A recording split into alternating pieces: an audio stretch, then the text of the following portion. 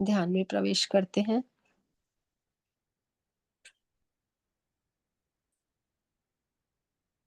हाथों को सब लोग ध्यान मुद्रा में ले लें।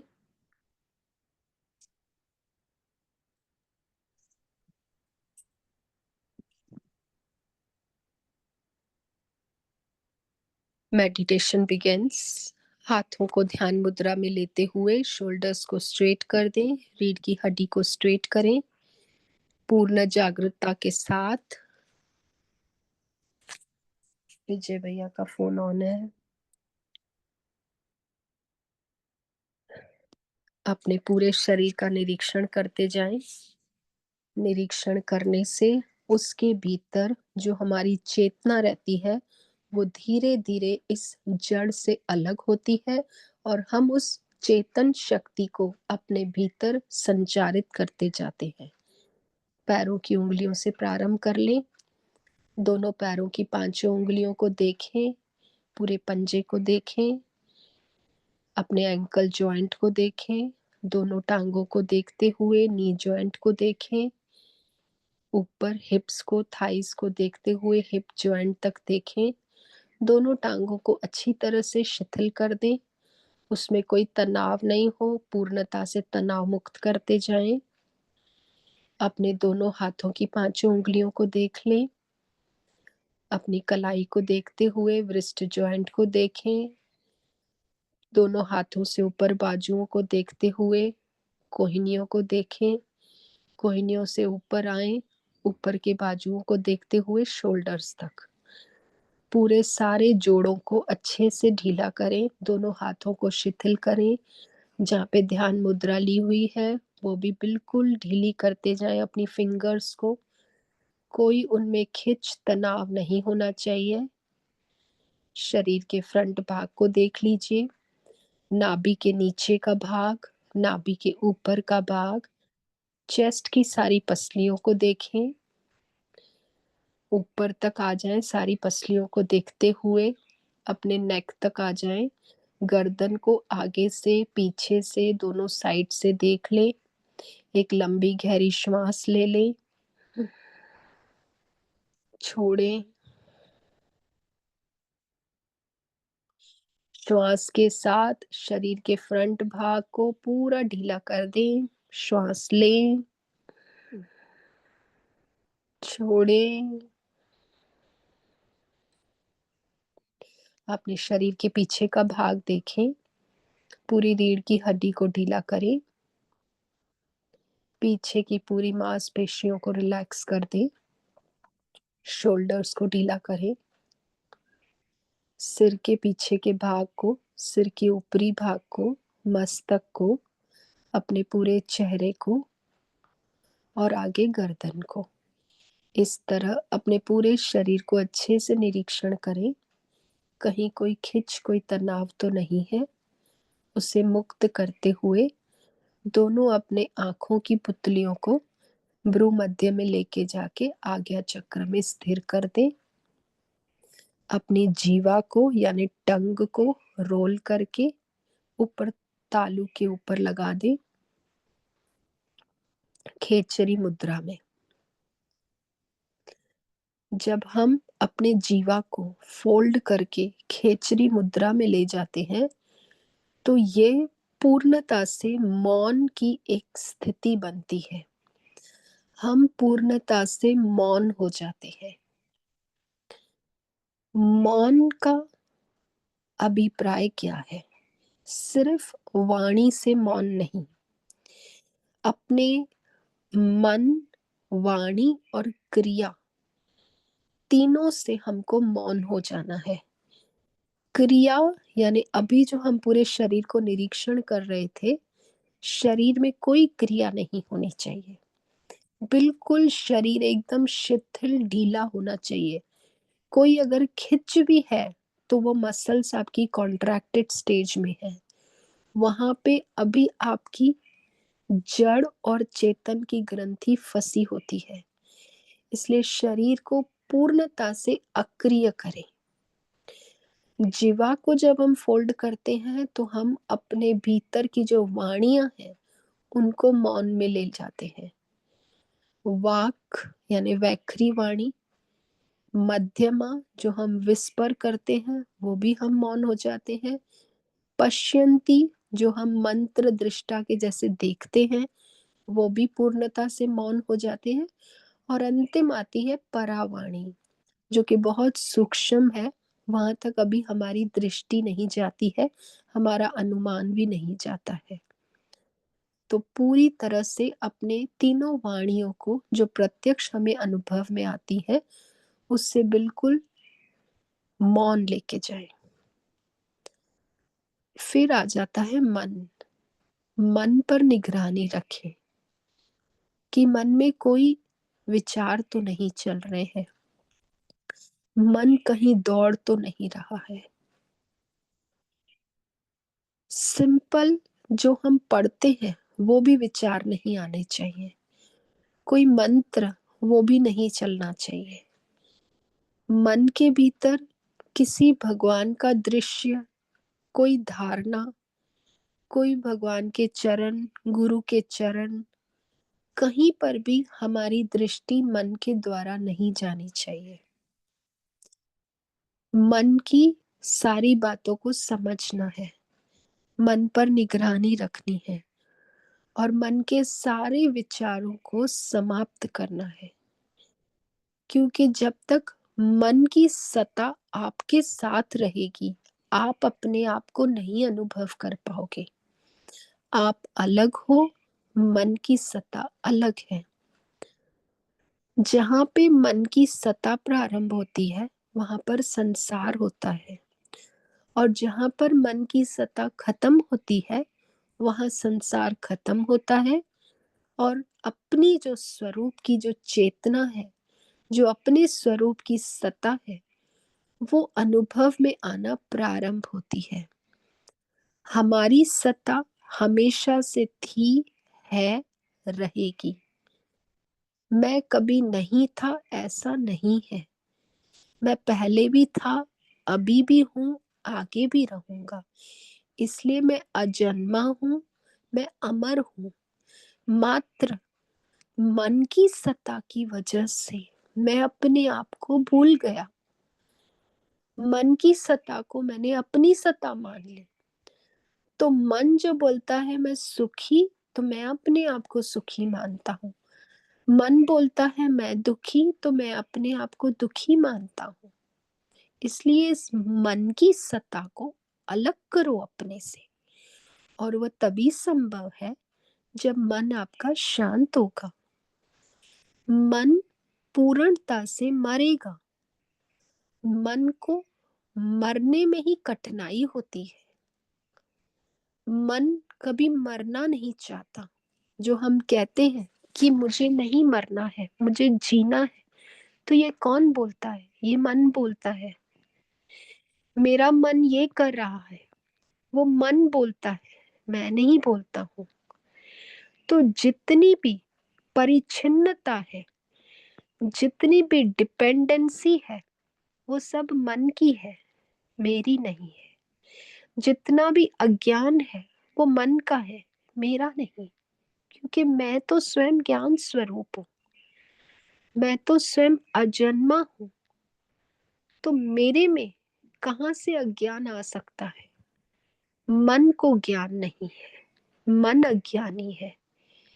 मन संकल्प विकल्प करता है, मन में सुख दुख उठते हैं, मेरे में नहीं। मन को मान अपमान दिखता है कि मेरा कोई मान कर रहा है, मेरी स्तुति गा रहा है, और कोई मुझे गाली गलौज देके मेरा अपमान कर रहा है। ये मन को दिखता है, मुझे नहीं। अपने आप को मन की सत्ता से विलग करो। जिस दिन ये 8 हमारे भीतर आ जाएगी, जिस दिन हमको ये समझ आ जाएगा कि मैं अलग हूँ, मन अलग है, उस दिन जीवन का सबसे श्रेयस्कर दिन होगा, क्योंकि वही परम कल्याण है, वही मोक्ष का स्वरूप है। मोक्ष वहां जागृत हो जाता है। वहाँ जीवन में एक नया जन्म प्रारंभ हो जाता है। हमें हमारे स्वयं की अनुभूति होना प्रारंभ होती है।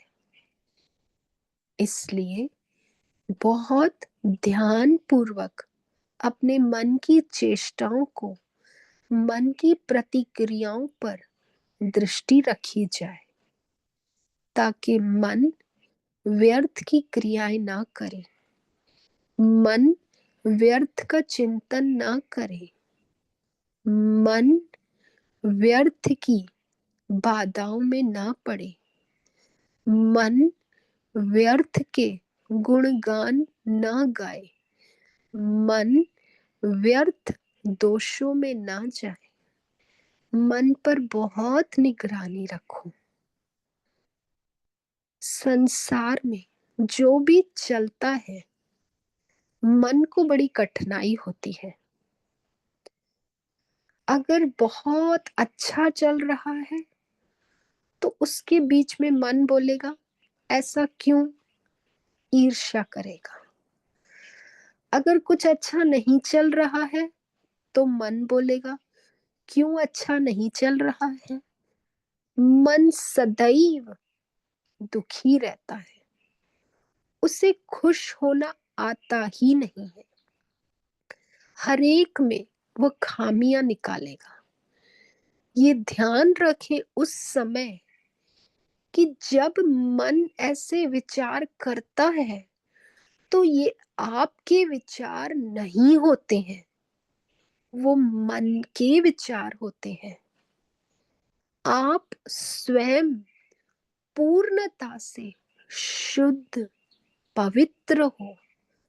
आप स्वयं ज्ञान स्वरूप हो। आप स्वयं प्रेम स्वरूप हो। आप किसी की निंदा,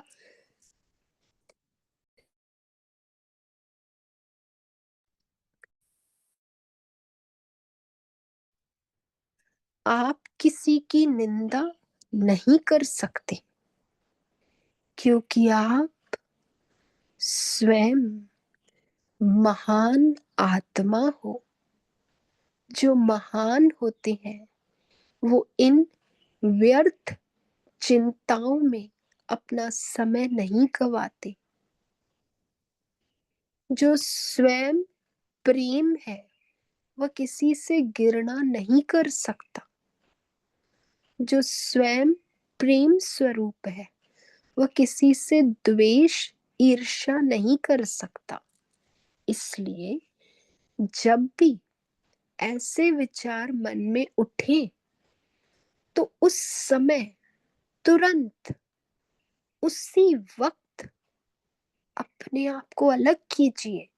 उसी वक्त समझ जाइए कि ये मन की चालाकी है, ये मन की बातें हैं, मेरी बातें नहीं। मैं तो शुद्ध, बुद्ध, चेतन स्वरूप हूँ। मैं पुनीत हूँ। मैं पवित्र, शांत आत्मा हूँ।